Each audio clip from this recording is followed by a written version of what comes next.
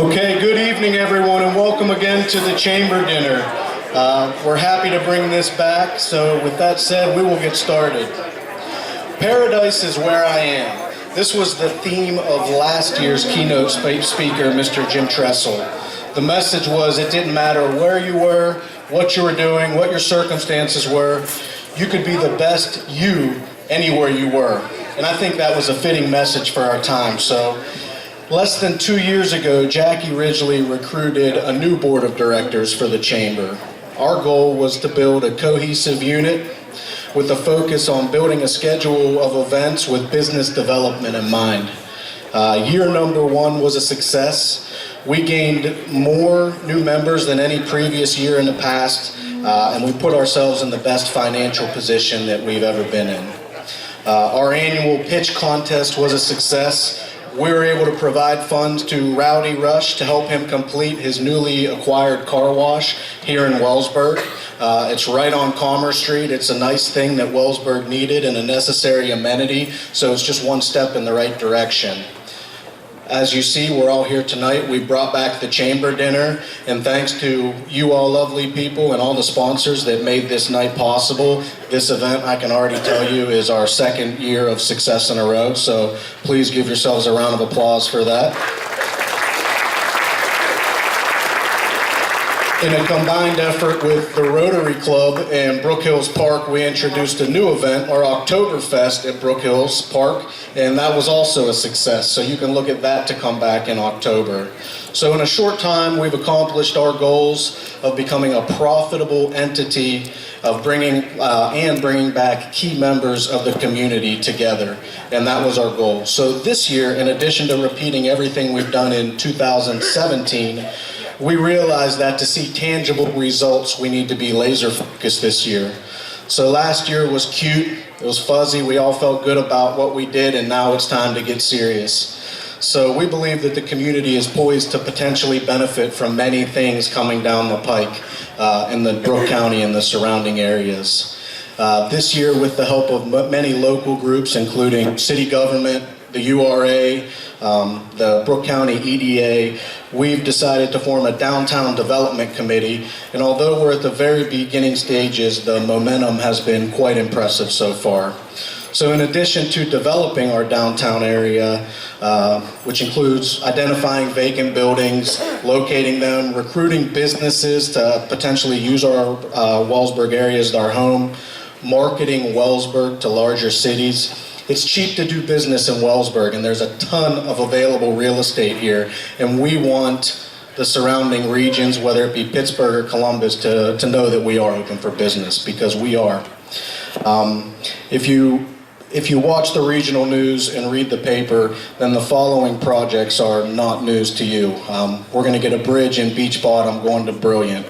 We're looking at a natural gas power plant in Colliers, West Virginia. All the development in Weirton, from Pietro Fiorentini to Bidell, just to name a few. The excitement and development in Wheeling. I work in Wheeling, and I can tell you that it's a very exciting place to work. There's a lot of things going up. There's a lot of buildings being purchased and developed, and it's very, very exciting. Right across the river from Moundsville and Dilly's Bottom, we got a multi-billion-dollar cracker plant that's been in the final discussions, which would result in thousands of ancillary jobs for businesses and consumers here in the Ohio Valley. So if you haven't had the opportunity to hear Mr. Joe Eddy present on shale and the energy movement, I would encourage you to do so. We need to welcome industry, because nothing could have a more positive change on Wellsburg than a larger population, and that's where it starts. So as good as it feels to see and experience new retail businesses, the industry is going to be the key driver on developing our economy around here. So I ask you to welcome that. We're extremely proud of this event. It took a lot of work to pull this off. So first, I'd like to thank the board members who put in so much work to make it happen. If you could stand when I call your name briefly, and we can hold all applause till the end. Brian Tennant, Dr. Heather Stone, Jerry Henwood, Rachel Carey, Paul Bud Billiard, Luke DeCirio, Nancy Walker, Joe Mullenbach, and our director, Jackie Ridgely. Also would ask Reese Katnick, I can't pronounce your new name. Risa. All right, and Risa is a new member to our committee who's put in a lot of work. So take a minute to give this group a round of applause. They've done an amazing job.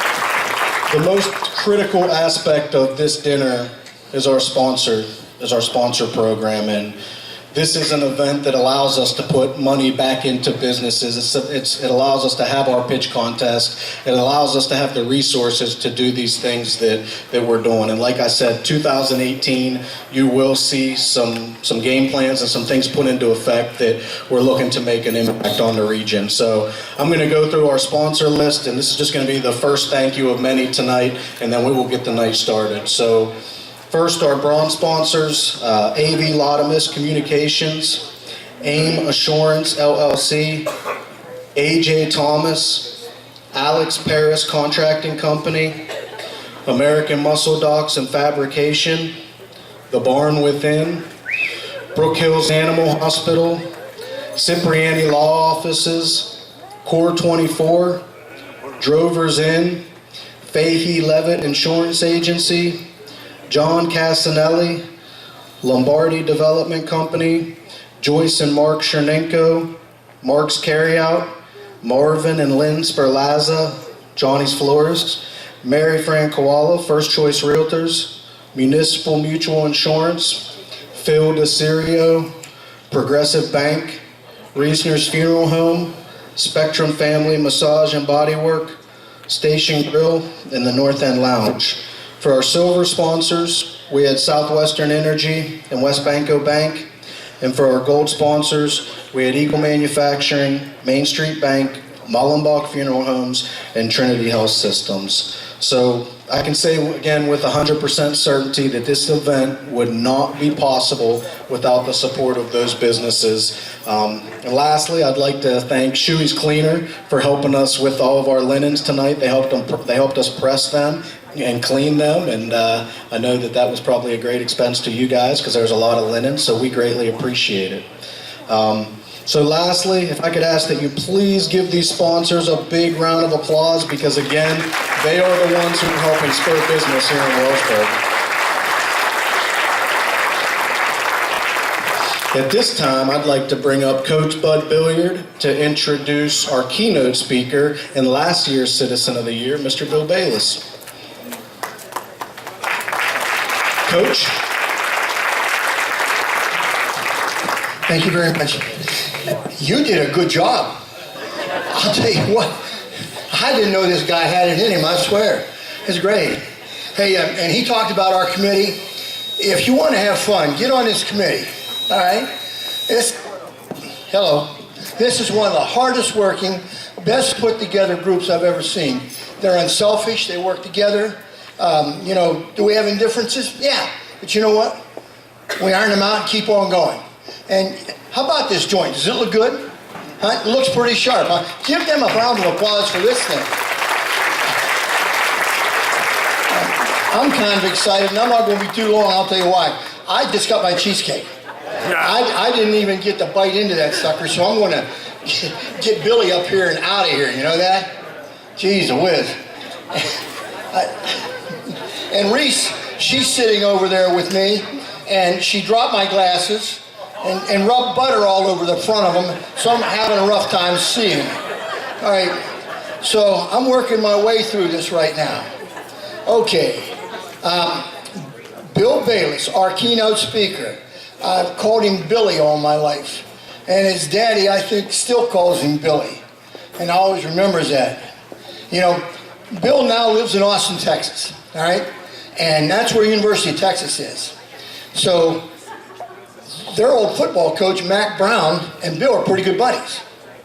And on ESPN and all that stuff, and Billy and I, we communicate all the time, and he'll tell me about talking to Mac Brown and all that stuff like that. And he says, one day that we're talking, and Mac said to Billy, he says, Bill, you're from West Virginia. He says, yes, sir, I am. He says, that's a beautiful state. He says, it's beautiful in the summer. It's those hills in the winter with snow. They're great. Bill says, thank you. And he says, you know, Bill, when the world ends, I want to be in West Virginia. Bill says, why? He says, because when something happens, 20 years later, it happens in West Virginia. So that's what he said about West Virginia. Hey, good evening and enjoy this wonderful event.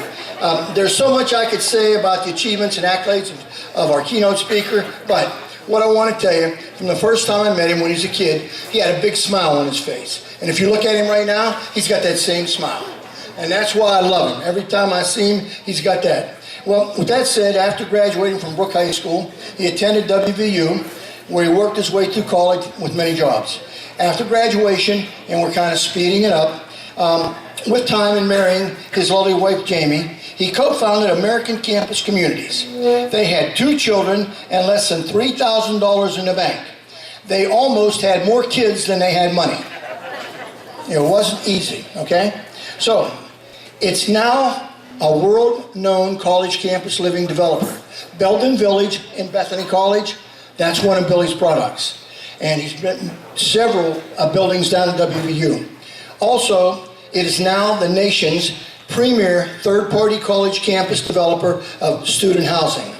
His company has been the catalyst and has had a major impact on the entire student housing industry. That's amazing. I think it's incredible. I'm so proud of this little guy.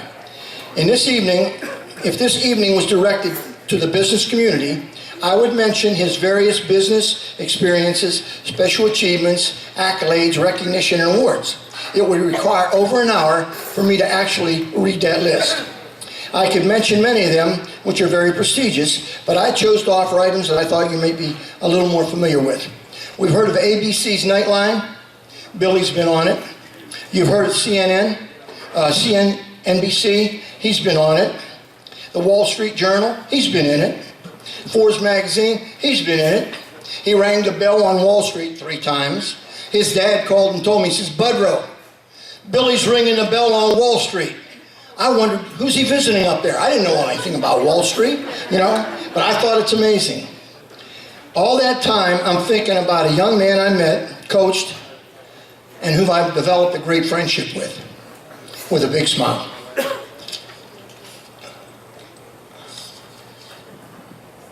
I need 2 hands. I should have him show up to turn the pages. All right. No, it's all right. Okay. Excuse me. I've done this before. You know, I go to church out in Avella once in a while, and Father Bob is an incredible man. And what I like about him, if something flubs up in the service, most people would just cringe, okay, and break. Father Bob, he just goes about his business. The girl started singing the wrong song the other day, and he looked at her, and she looked back, and she went, and he says, I still love you. So that's the way I feel. After being related with all these prestigious things, receiving these various awards and recognitions, he's the same guy we all knew then. He's homegrown, raised by 2 great parents, William Buck and Lucille Machete Bayless, from 2 great families in our community. He ran the streets of Wellsburg, attended St. John's School and Church. He's been here for many events, so he's no stranger. He's one of us. He had a great career at Brook High School and got the most out of the time he was there. He was liked by everyone, and this is no joke. Students, athletes, teachers, coaches, administrators, they all like Billy. Hey, Buck and Lucille, sounds like you guys raised the perfect kid. I don't know if he's perfect, but he's pretty darn good. I always tell the story that Bill played football for us. He played special teams and was a backup running back on some very good teams. Also, he was a scout team running back who had to run against our defense, which was very good. The truth is, he actually relished this role because he had more success than many running backs from our opponents. That's how good those defenses were. And when Bill made a big play, the defensive coaches went nuts. The defenses went crazy. They all got their butt chewed out because Billy had made yardage. Every time that happened, they got a little more mad at him, and the next time he ran the ball, they tried to thump him a little bit more. He'd bounce up with a smile. And that's what was so notorious about that kid. He was totally committed, a believer in what we were doing, and a team player. He never missed a practice, off-season workout, meeting, etc. Kind of carried over into his business life. No one wore the green and gold with more pride. These are times I'll never forget. Bill's an outstanding businessman, but most of all, a great family man, and a proud husband, father, and grandfather. This is what really ages me when I read this. He and Jamie have 2 children, son Ryan and wife Kim, a granddaughter Blakely, twin boys Barrett and Bowen, and a daughter Lauren, who's expecting, and a husband Michael. Because of his work and achievements, Bill has literally hit the jackpot in everything. He's hit the jackpot in honors. Since being here last year, he has received even more recognition and honors. First, the business and professional world has recognized him with some of the most prestigious honors, such as the 2017 Ernst & Young Entrepreneur of the Year in the category of real estate, construction, and lodging. Second, his college, West Virginia University, has honored him by adding him to the College of Business and Economics roll of his distinguished alumni, as the Business College has him serve as a guest, my tongue all untied, as a guest lecturer, which Carol and I have had the honor of attending. Third, his community has honored him as a Citizen of the Year for giving back to us. This can be said for the same thing in Texas. He created the charity American Campus Foundation, which focuses on caring for underprivileged youth. This organization has raised over $1 million. He also serves on the board of the Rise School in Austin for special needs students. He's a true humanitarian, and his causes are phenomenal. Fourth, his high school. On Thursday, April 26th, Bill will be returning home again to be inducted to the Brook High School Wall of Excellence. This is an award which recognizes graduated students of outstanding achievements. Please.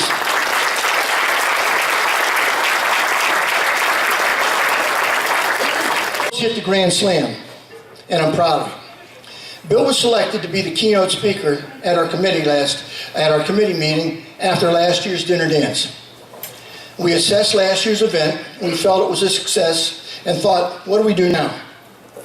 So, Bill's acceptance speech, I need to go over and have a drink of pop. Bill's acceptance speech was very impactful and well received. So we felt, why not approach him to return? We did. He accepted. We selected a date, reserved a banquet hall, got a caterer, a band, made plans, and here we are. So, after all is said and done, Bill's right back home again to spend time with us, and with a big smile. I now present you our keynote speaker, my friend, Mr. Bill Bayless.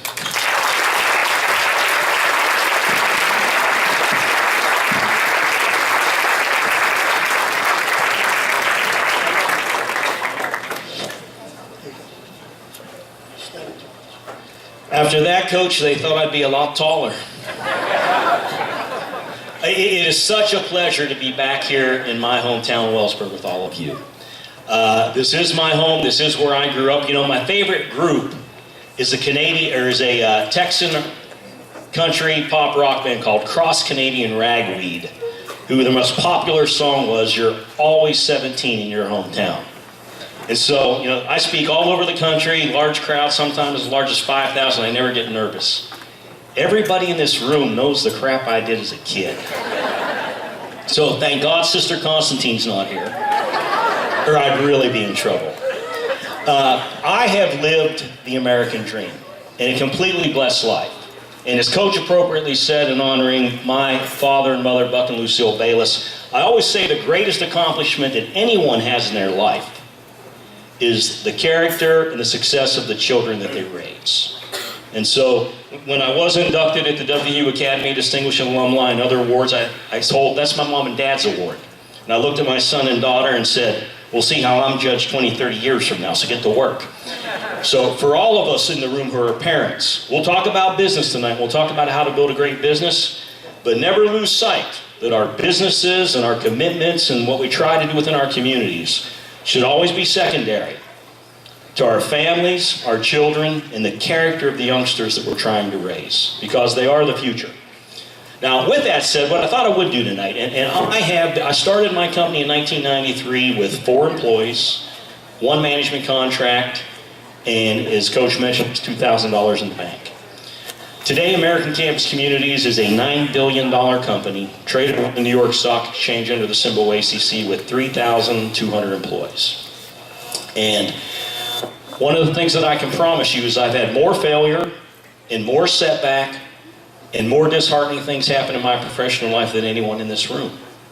But what we find when we run our businesses is it's how we respond to that adversity, and more importantly, it is the people that we choose to do business with and that we work with together that make us successful. Two of the things that I'm most proud of, American Campus in 2013 was named by Forbes as one of America's 100 most trustworthy companies. And then the same year we were named by the National Association of Home Builders as America's top developer. And any award that the organization gets, that's not my award. Even the individual awards are not mine. It's solely the collective effort of a group of people. This year, American Campus was given the designation of Great Places to Work in America. And over 3,200 employees, over 98% of them said they love where they work, they trust their senior management, and they feel a part of something bigger than themselves. Now, if you want to have a successful business, if you can assemble a team that feels that way about your company and what you're doing, whether it's 4 people or whether it's 3,500 people, you're going to be successful. And so what I thought I would do is share with you tonight is some of the basic philosophies that we have undertaken in American Campus that you can apply to your business, no matter how large or small that it is. How many of you here own or are in a management position in the businesses that you represent? How many of you here are workers within some of these companies? I'm going to give you a little bit to all of you. Some of you workers, that if your bosses and owners don't do this, give you a little ammunition to go and say, hey, did you hear what that little short fella said last night? Maybe we ought to try that. So, here are what we look at American Campus as the keys to success in building a business. 1, identify and understand the fundamentals of your business. Most companies overcomplicate their businesses. They just don't think about what is the most basic, simple, rudimentary service that you are providing and what are the very, very simple keys to success. Figure out what those 2 to 3 things are and make sure you do it and that you don't deviate from it. And when you stay true to the fundamentals, you will be successful. Don't deviate from them. Number 2, have a vision and constantly adapt it. You as the owner of your company, as the top manager of your company, you've got to have a vision. There's got to be excitement in that vision. You've got to convey it with confidence and conviction. And you've got to adapt it as things change and as things move. When I started the company, I had no money, as we talked about. I had 4 poster boards, and I used to go to colleges and universities and make the pitch on why they should give American Campus the chance to build their housing. For 2 years, not a single university said yes. And when the first one said yes, Prairie View A&M University in Texas, I had no money to build it. And I had to convince a banker. Raise your hand if you're a banker in the room. Yeah, like I said there. To give 100% loan-to-cost loan, because we had no equity. Why did they do that? Because we had a vision, we communicated it with passion, and we convinced a guy named Merriman Morton, the chairman of Texas Commerce Bank. Doesn't that sound like a banker, Merriman Morton? To make that loan. But they would have never made that loan if we as a company didn't have the vision, the conviction, and convince them, you believe in us, we're really going to do this. And so it doesn't matter what your business is. If you're not excited about it and you don't believe in it, other people won't. Number 3, I already did that one. Communicate your vision with passion and confidence. Number 4, build and maintain a quality team. At the end of the day, every one of your organizations comes down to your people, and is only as good as your people are. When you are hiring an individual to join your team and to be part of your organization, you have to bring in the best and the brightest. We will interview 100 to 150 people for a single position in American Campus. We guard the door of that company with people that have desire, want to be part of something bigger, and have passion. And again, if you're conveying that to the people that you're interviewing, you'll figure out who wants to be a part of that and maybe who doesn't. Because at the end of the day, we all live in a world where competition is everything, products and services are competitive, and the difference at the end will be the people, the owners, the managers, and the frontline service providers. At American Campus, 1,700 of our employees are college students attending the universities that we serve. They lease the beds, they work in the office, and our customers' opinion are of those students. We'll typically interview 250 students for one of those student positions to get the best and the brightest. Next one, and this is why I am here before you today. This was a very easy one for me. Don't be afraid to hire people smarter than you are. That is an absolute key to success. And where I have seen companies and managers fail, people fall into one of two categories as managers. They interview people that they're comfortable with, or they hire people that they're comfortable with, or they hire people that they're threatened by. Now, think about that for a moment. When you interview the person, like, oh my God, that person is so aggressive. I think they want my job. Man, they really scare me. Versus, hey, you know what? That other person, hey, I got a good feeling about them. I think I can probably mold them into what I want. The person that hires the people they're threatened by and that were aggressive will build organizations that are passionate, thriving, entrepreneurial, and aggressive. And if you as a manager identify that type of talent, you're going to find yourself rising through the organization because you possess the greatest skill any business can have, building a high-quality team. And so never be afraid. Anytime I find someone that wants my job and thinks they can do it better than me, you're hired. It's the biggest mistake I see in business. Next one, create and maintain a culture where self-motivation and passionate debate flourish. No human being can motivate another one. Coach B's as close as it gets. But at the end of the day, every one of us is self-motivated. Either we internally are motivated to do something great, to do something better, or we're not.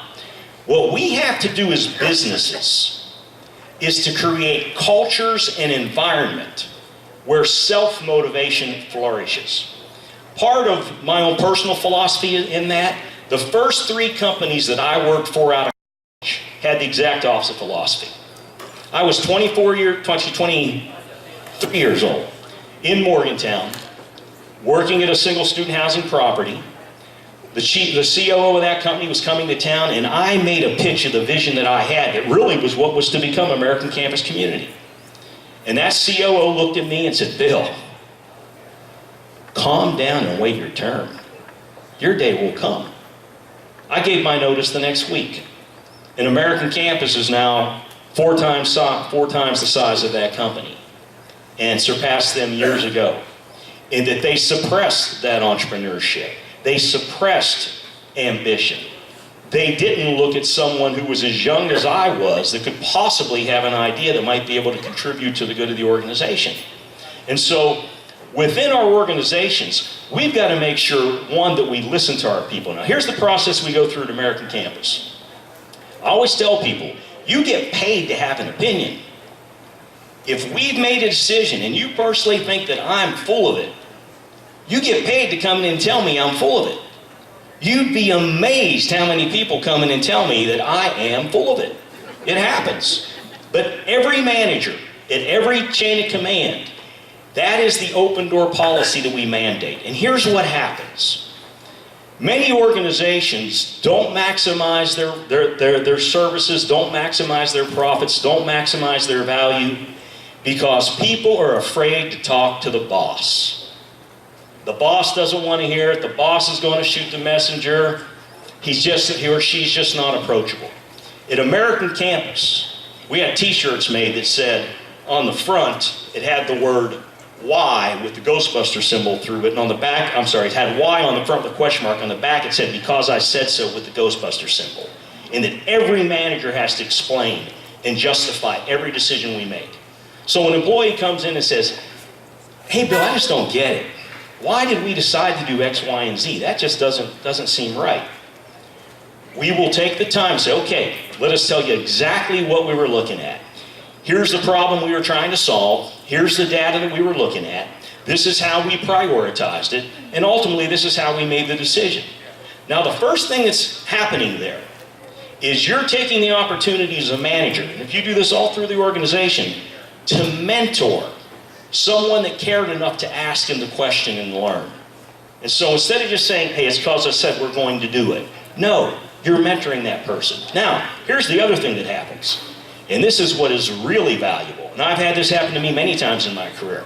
After going through and explaining to that person that rationale, they'll say, yeah, Bill, but I didn't hear you say X, Y, and Z. And I'll be like, well, that's because no one ever told me about X, Y, and Z. And all of a sudden you find out something that at your level you didn't realize was taking place. It never made it to you. And at that point in time, you change your decision and you change course your organization. And because you created an environment where every employee and every team member felt that they could challenge you and come to you, you change what was a bad decision. The third outcome of that program is you explain and you rationalize, and the employee then says, you know what, I hear you, but I kind of still disagree. You know what, then we can agree to disagree. But they go back to their office or their place where they sit saying, hey, at least I got to say my piece, versus these idiots don't know what the heck they're doing here. And so that type of culture, and I can tell you, American Campus, and we're recognized as one of the best in-class real estate companies in America, we only exist because that culture and that process has helped us make the right decisions, overturn the decisions we needed to overturn, and to empower a group of people to feel like they're part of something bigger than just themselves. Number 5, trust is everything. Hiring a new young person in every interaction, this is one that's probably the most important in my own personal career. I'll tell you 2 quick stories. I had a gentleman I hired that I thought was going to rule the world. Thought was going to be one of the best employees ever. And he was traveling to a property, needed to talk to him when he got there. Asked my assistant, hey, when so-and-so lands, can you call and get him on the phone? She called, said, oh, he didn't make it. I'm like, well, call his cell phone, see if you can track him down. Called him on his cell phone, said, oh, I had a maintenance delay, my flight got delayed, blah, blah, blah, blah, blah. Okay, I've missed, I think, 4 or 5 flights in my career. If you travel a lot, I'm sure you've missed them too. Well, as it turned out, just through whatever circumstance, found out a couple hours later, that plane had left, another employee had been on it, there was no maintenance delay. The guy had slept in. Again, I've slept in. Sure many people here have. Fired him immediately. If you're going to lie about something inconsequential as saying, hey boss, I missed the plane, sorry. No big deal. What are you going to do when it's something really big? And I always tell people, the worst truth, no matter how bad the truth is, it's always better than the smallest fib. Now the flip side of this story, and oh, this one hurts to practice what you preach. Had a wonderful receptionist named Heather. And this is early in American Campus history when we were still on the verge of going out of business, which we were for the first 5 years. And I'd been working a deal for months. It would have been a $2 million development fee. And at that point in time, our company's payroll was about $1.4 million a year. It would have been, it was the mother lode. And in our business, we do a lot of competitive RFP work with universities. And I got a call from the CFO of that university that I'd been selling for 2 years in work. I said, Bill, why didn't y'all propose? I'm like, Bob, what do you mean, why didn't we propose? The RFP hasn't come out yet. He's like, no, the RFP came out 3 weeks ago. The deadline was today. You all didn't respond. I'm like, what? Let me see what, thanks, Bob, appreciate it. When you miss the deadline, you're done. That deal's over, it's gone, it's going to somebody else. So I talked to the team, no one knew what happened. About 18 hours later, Heather came in my office, just bawling. Bill, I'm sorry, you gotta fire me. She held up the RFP. She'd misfiled it. She's like, I'm just so sorry I cost the company a sight. I'll pack my things. Like, Heather. Gave her a hug. It was a different day. You could still give an employee a hug as long as it was mutually agreed to. Gave her a hug. Said, look, honest mistake. We came up with a new mail filing system, but Heather continued on. Now, I always like to tell the magnitude of those two stories. Someone made a $2 million mistake that was huge for the organization, but as soon as they realized they did it, they walked in and they owned it. And they continued to be a great employee, versus the person that fibbed about missing the plane. Don't ever forget. Now, if you're a boss, if people have the guts to come in and tell you the truth and give you the bad news, cut them some slack. Show them a little respect.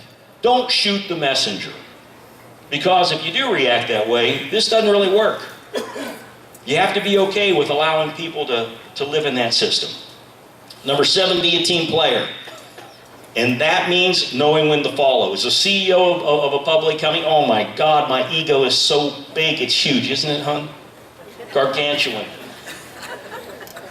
We tend to think we can do things better than anybody else. The reality is we all got people on our team that are better than we are at a lot of different things. And we got to know when we need to take a back seat.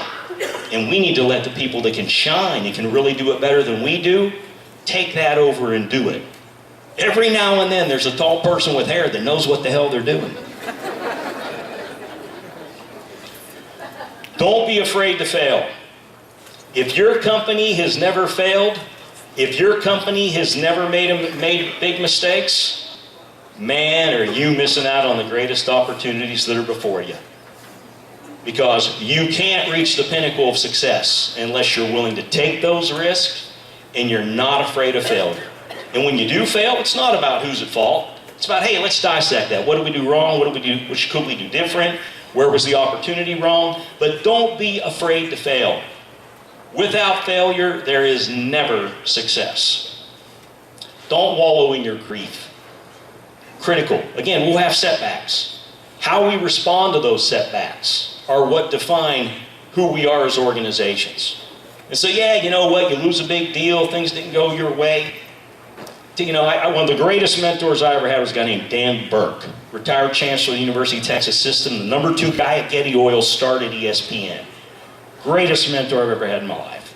And Dan was like, Bill, cry for a couple hours, get the hell over it, and then move forward. When you have those setbacks, don't let that define who you're going to be going forward.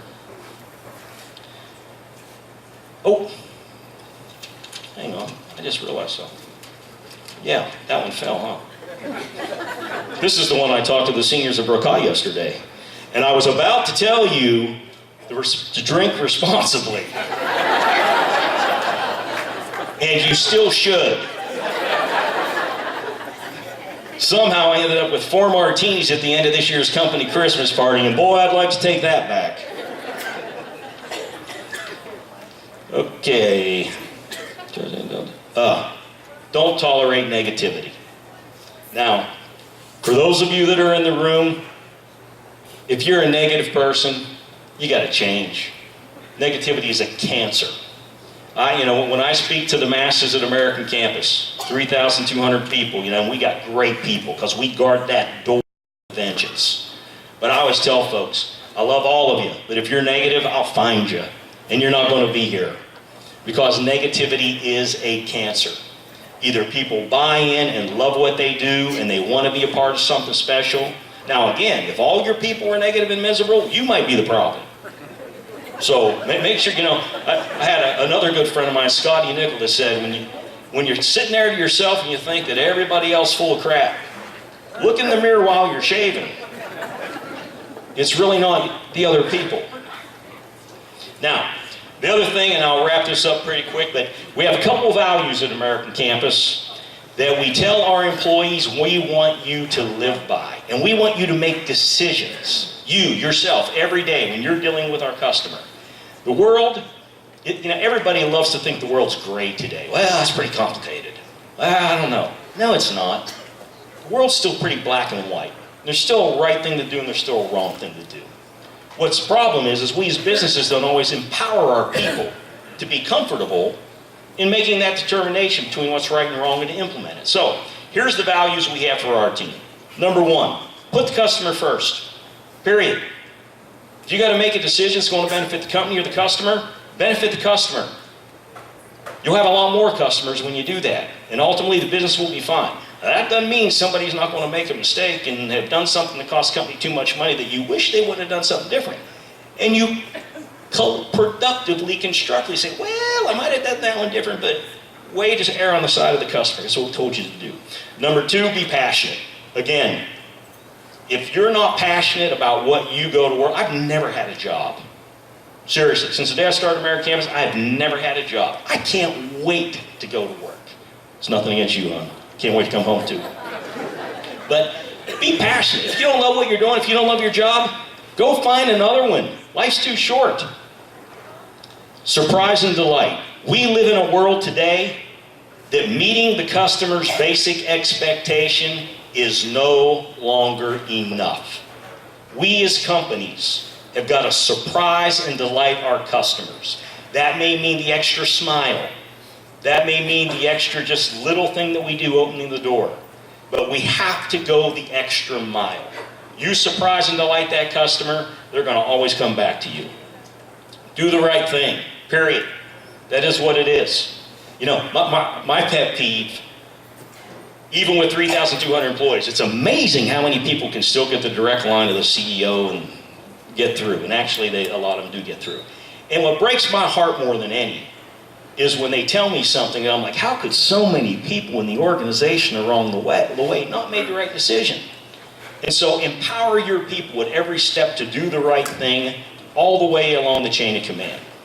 Next one, pursue growth. If you're not growing, you're dying. And when we say pursue growth, we mean at every level. Individually for your employees, for your organization, and for your industry. You know, one of the things we did at American Campus, we're very proud. We took our company public when there was no such thing as a student housing market. We introduced it to Wall Street. Last year, there were $10 billion in trades, and student housing is the hottest global investment in all of real estate. We created an entire market in commercial industry. And so, pursue growth. Dream big, far beyond whatever you initially think. Next, create team spirit. We've talked about that. That's the culture. People got to feel part of something bigger than what it is. Next, drive evolution. Never be satisfied with where your business is, where your service is, and what you're doing. It can always be better. And if you don't think it can be better, there's a competitor somewhere that's going to find a way to make it better. So always be the one innovating in the area that you are. Next, optimize. Always look for efficiency, always look for effectiveness. Take advantage of technology today. Consumers, you know, American Campus is on the cutting edge of all consumer products. We house college students between the age of 18 to 22 years old. We have 135,000 customers right now. And they're doing business and they're doing communication, shopping, services completely different than the group we had 5 years ago. And that group's coming to all of your industries and to all your businesses. And you gotta be ready for it. And the last one, give back. You know, Coach talked that the thing I'm more proud of than anything is American Campus Charities Foundation. We're now over 2 million, Coach. Last year it was over 1 million. This year it's over 2 million. And that's actually how I met Mac Brown. Is that Mac Brown came to Austin and started the Rise School for Down syndrome children, which I had the good fortune of being the chairman of their board of directors. American Campus built the Rise School for them as a developer pro bono, and we got involved in helping Austin's youth. And I will tell you, in everything that we have done in giving back to our community, it's come back to us tenfold. It's no different than what, you know, when we were at St. John's and what Father Tufel after came down to Austin and went to a Super Bowl party at my house. I don't know if you knew, they had his own plane. He flew down one year. That was totally wild. He got exposed to some things he definitely hadn't before. But he had a really good time. But no, but when we're growing up and we're told to give back, it'll always come back to you. I can tell you in a business sense, the same thing holds true. It always does. Now, in closing, I am so proud to have grown up in this valley. I am so proud to have had so many great mentors here in this room that formed who I am and was growing up and I am as an individual. And to come home, and you know, the valley isn't thriving like it was 30 years ago. And I'll also tell you, and being totally honest, you know, I've had the good fortune of working we've done over $7 billion of real estate construction and development in different states. I'll be honest with you. Building in West Virginia is the hardest place my company has ever worked. And it pained me.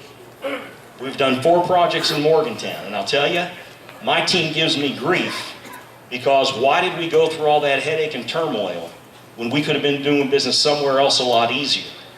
And I tell them because that's my home. So be quiet and let's go do it. But this state has got to pull together. It has not been, over the last 10 to 15 years, a friendly business environment. And so for the state legislature, for the local communities, for the Chamber of Commerce's, it's time everybody comes together and see what we can all do to help our communities be more welcoming to business, more fostering of businesses, in a more friendly environment for businesses. This valley can thrive again. Nowhere in America is there better people with a better work ethic and more pride in what they do. And so I applaud the Wellsburg Chamber of Commerce and everything that they are doing. It's great to see Senator Weld here tonight, who I've had a chance to visit with and get a little more in depth in terms of some of the state business environment things that I observed as a businessman.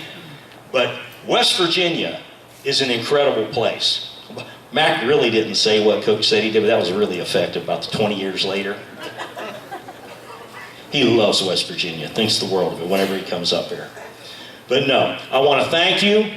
To come home is always a pleasure, and I will always be a proud native of Wellsburg, a proud Brook Bruin, and a West Virginia Mountaineer. God bless you all.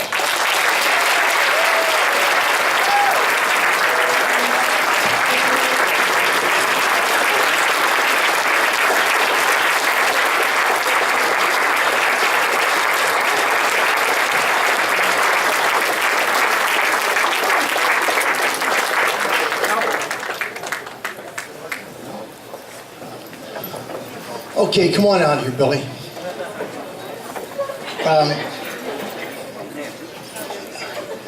We, at the committee, we were wondering what we could do, you know, to bring Bill home more.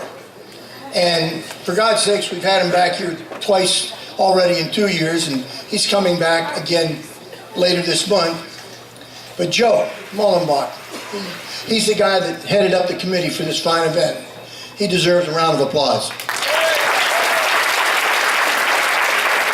We're sitting in a meeting, and we really didn't know what to do, and Joe says, you know what, I think I have something that's really unique that Bill might like. If we can't bring Billy back home, let's send home with Billy. So with this, Bill, take a look at this. If you look close enough, you can see your house.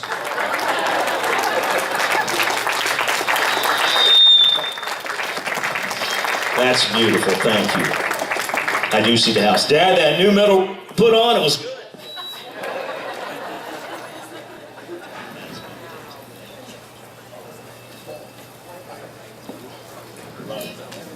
Bill, hold on. We have some little token for your desk to put cards in. And Carol makes these cards for me, and I thought I'd put the first one right in there for you. How's that? Okay? You got something to take home with you. All right, thank you. Where do we go from here? All right, one more time for Wellsburg native and American Campus Community CEO Bill Bayless.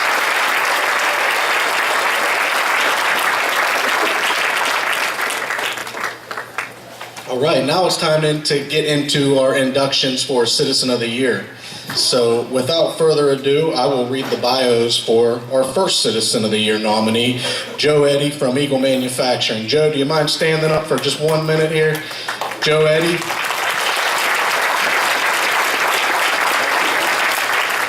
Joseph Eddy is the president and CEO of Eagle Manufacturing here in Wellsburg.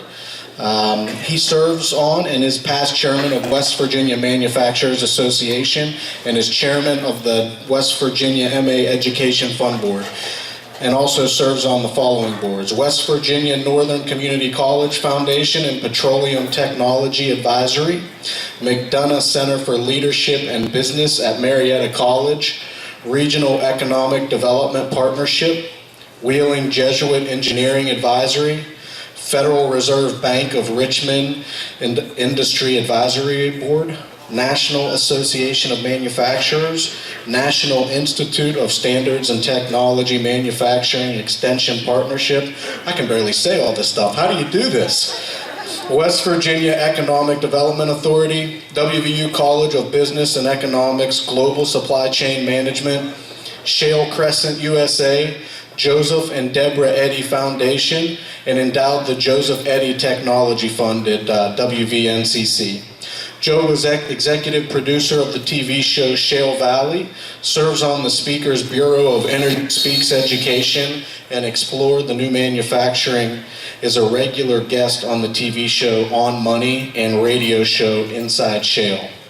A guest writer and speaker for the 2014, 15, and 17 West Virginia Economic Outlook Conferences, was 2013 State Journal's Who's Who in West Virginia Business, was 2017 West Virginia Executive Sharpshooter, and Eagles ranked number 5 nationally in Chief Executive Magazine's 2012 Best Private Companies for Leaders.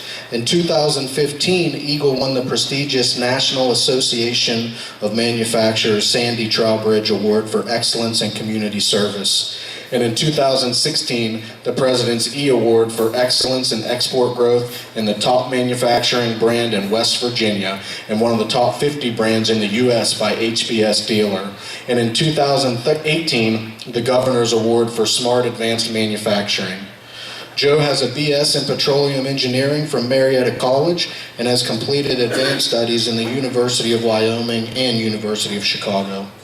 Prior to joining Eagle in 1996, he held engineering and management positions at Amoco Production Company in Andrews, Texas, Gulf Oil Corp. In Bakersfield, California, Spectrum Resources in Marietta, Ohio, Tazewell Corporation in Jackson Hole, Wyoming, and manages his own energy ventures, Enhanced Technologies LLC and Pinnacle Holdings LLC.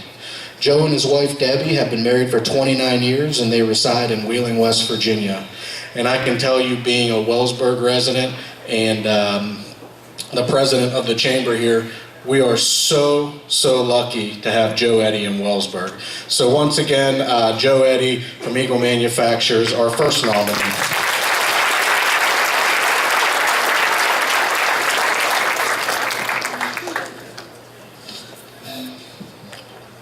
Our second nominee is my friend, Mary Fran Koala. Mary Fran is a realtor here at First Choice Realtors, and she's the top leading realtor here in Wellsburg, West Virginia, and for her company. Mary Fran, can you please stand up and be recognized? Mary Fran Koala was born and raised in Wellsburg, West Virginia. She's the daughter of the late John and Frances Canestraro, completed elementary education from St. John's School in Wellsburg, graduated from Brooke High in 1970, graduated from West Liberty University and earned a Bachelor's of Arts degree in elementary ed with a minor in early childhood and special education. Taught in the Brooke County school systems from 1975 through 2009, and also taught at Stifel Fine Arts Center in Wheeling, where I taught she sent this to me, so where she taught part-time teaching art for the little ones and also taught a class titled Mommy and Me. And she taught parents of 12 months to 2 years old to interact with the child through physical and mental activities. Also taught summer camp at Stifel's Fine Arts in Wheeling. During her 35 years of teaching in Brooke County, she taught first grade for 13 years and 18 years teaching kindergarten at Franklin Primary School, where she still to this day has a great reputation. She also had the wonderful opportunity to implement the all-day kindergarten program for all of the Brooke County schools. She served as faculty senate president for several years and had the opportunity to represent Brooke County schools in Charleston at state teachers conferences. Upon retiring from Brooke County Schools in 2007, she obtained her real estate license at Spruce School of Real Estate in Charleston, West Virginia, where she has been an active real estate agent for the past 11 years, serving Brooke, Hancock, Ohio, and Marshall counties. And if you read the newspaper or drive down the street, you will not miss her face anywhere.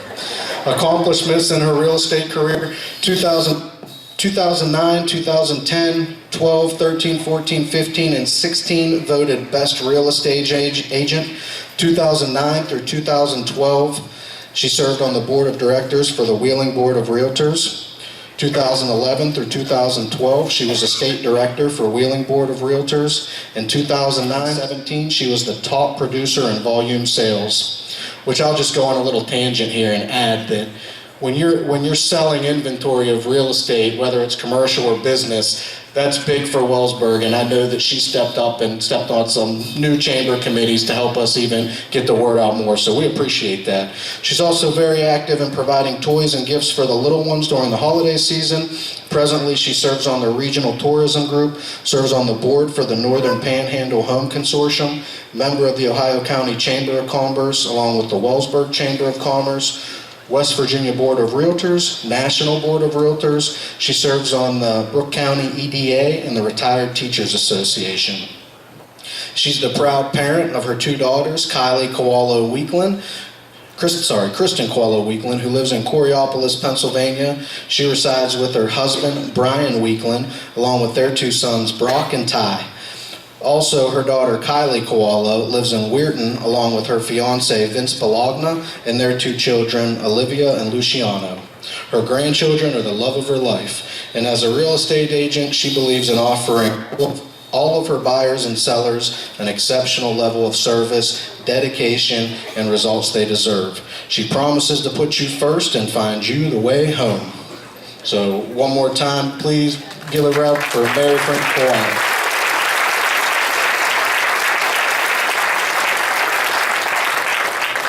And lastly, our last nominee, Jack Smith. Jack, can you stand up?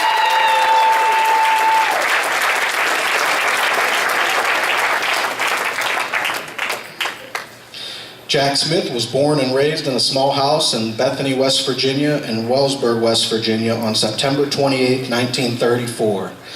He is the son of Gail Smith and Hazel McKittrick Smith, and resided on Hill Street in Beach Bottom, West Virginia, where he was the fourth of 13 children. He graduated from Wellsburg High School in 1953 and left for the Navy in '54. He was stationed in San Diego, California, and eventually held the rank of Petty Officer 3rd Class. He was a crewman on the B-26 aircraft and flew training missions all over the West Coast. In 1958, he married the late Donna Lou Basil of Wellsburg, and he and Donna have 3 sons. Tom and his wife, Denise, of Mechanicsville, Virginia. Matthew and his wife, Jamie, of Bethel Park, Pennsylvania.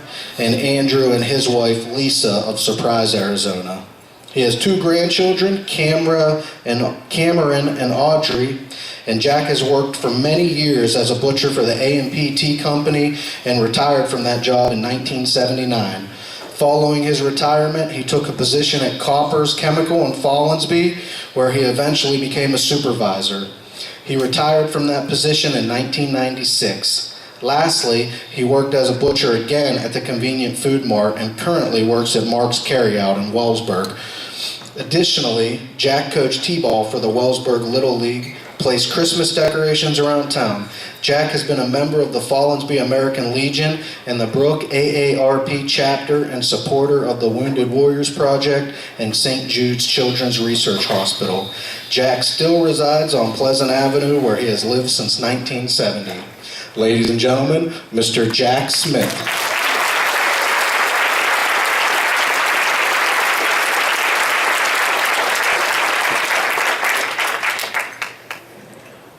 In this year's 2018 Citizen of the Year, Mr. Jack Smith.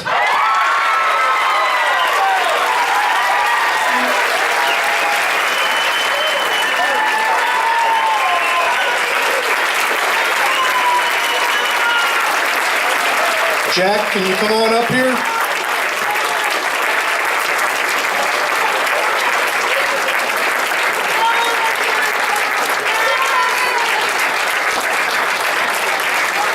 Most popular man in Wellsburg. Had the opportunity to meet Jack when we were getting our pictures taken for a paper, and I have gotten so many phone calls, text messages, and Facebook messages about everybody wanting tickets to support this guy, and so many people who couldn't be here wanted to support him too. So it was a pleasure to meet you. I know your family is very, very proud of you. I know you'd probably rather not have the microphone, but will you take it for a minute and pleasure us? Thank you very much. And remember, Mark Stereo.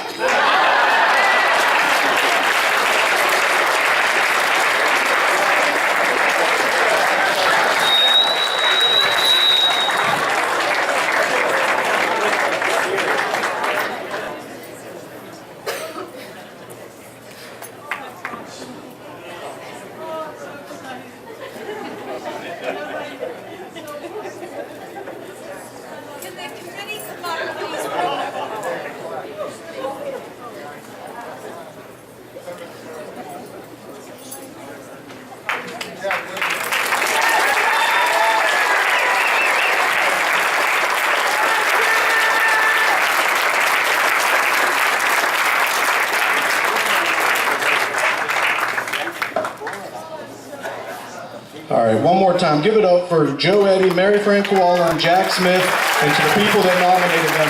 These people are making a difference in Wellsburg every single day. One more time. Give it up for them.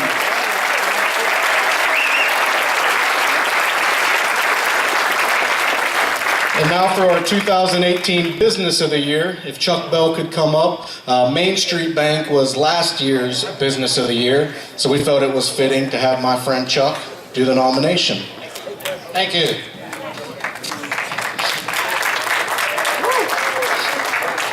Our Business of the Year for the Chamber of Commerce 2018 is the Barn Within.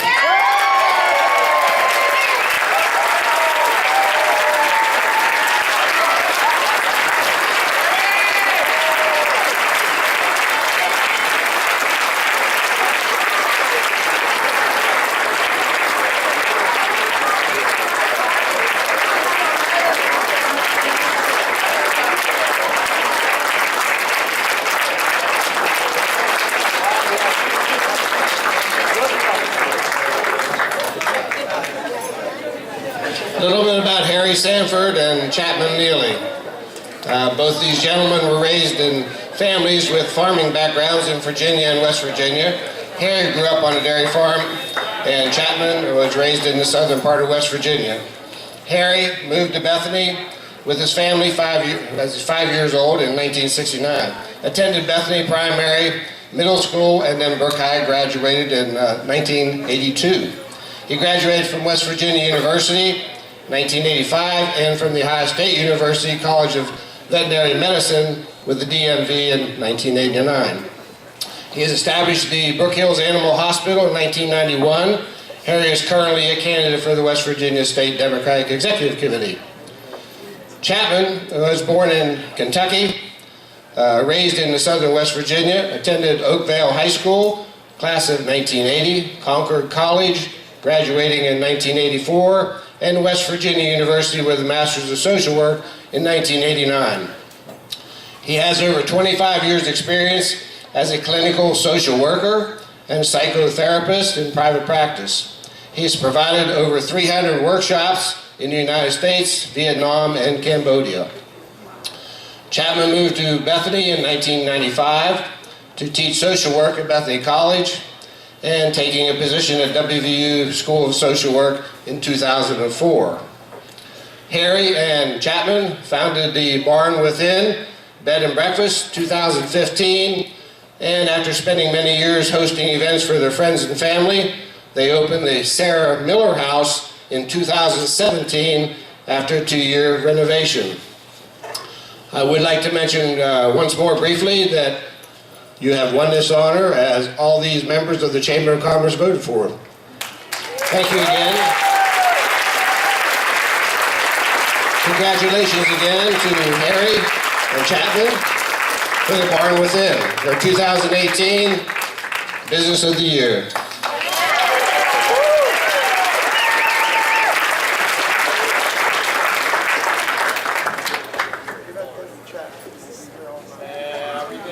Wellsburg Chamber of Commerce annual dinner dance, April 7, 2018.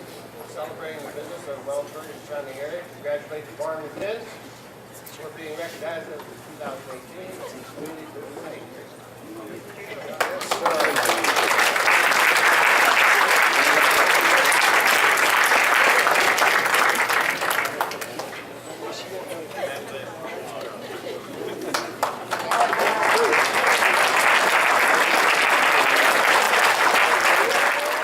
Thank you all for coming. Thank you to Bill Bayless for coming in and being our keynote speaker. I can tell you, Bill talked a little bit about giving back, and he said that his proudest moment is the nonprofit that they have in the charitable agency. I can tell you that he lives what he says. There is, from being on the Wellsburg Chamber of Commerce and being a board member at Brook Hills Park, I can tell you that the donations that we have received from Bill Bayless have far exceeded anything that we've got. He asked that he doesn't want recognition for it, he doesn't want advertising, he does everything quietly, he's very humble about it.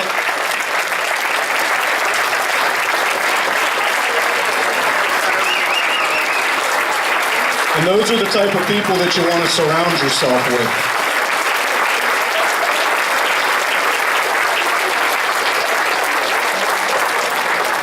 Another thing that Bill talked about, he said, it's time everyone that comes together, from the government, from the chamber, to the local organizations, to the people, and I can tell you that the momentum is here and the momentum is ready to go, and there couldn't be a better quote that I wrote down than that one. So it's time. We talk about the industry that's close to us and some of the progressions that are happening locally.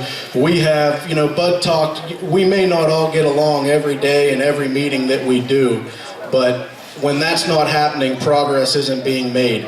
We disagree, we have arguments, and I've said it before, we've had more new members in the past 2 years, we've had more money in the past 2 years to give back to this community. All the money that we raise, all the tickets that you buy, all the sponsor money, it goes right back into Wellsburg. We want to work with Follinsby, we want to work with Weirton. Brooke County is doing some big things. You're all at the forefront of it, so step up and let's do it together. Lastly, as I write down the 3 things that I took from Bill, everything comes back to teamwork. I looked at all the notes that I wrote down, and everything had to do with team. And when you talk to CEOs or leaders of companies or excellent athletes or coaches, that's what it all comes back to. It's not about me, it's not about him, it's not about the leaders, it's not about the CEOs, it's about working together as a team, recognizing talent, knowing that you can't do it all, and surrounding yourself with positivity. So I think the message couldn't have came at a better time. So with that being said, thank you for coming. Please stay and support our band, Easy Street Band. We're going to have a fun night. We're going to be here all night. Please give it up for Jimmy DeMundo and his team for the catering. They did a great job. The Wellsburg Fire Hall, we're very, very happy. They cut us a break. They're always good to us. The place looks great, so thank you to the Wellsburg Volunteer Fire Department. And one last announcement, the Brooke County Veterans Memorial Dance Veteran of the Year Dinner is Saturday, May 5th at 6 o'clock at the Wellsburg Banquet Hall. Tickets are $30. Microphone, just 2 more minutes. If interested, see Nancy Strope, Sharon Crabtree, Janice McFadden, and Bud Billiard. They're all here this evening. Bud, did I do okay? All right. Do I get a plaque? All right. Stay. We're going to do the 50-50 at the first intermission. Wellsburg, give yourself a round of applause. We're alive.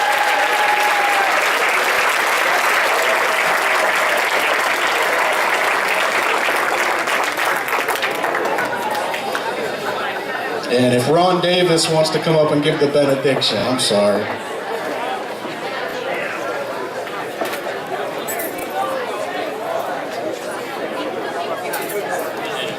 Two.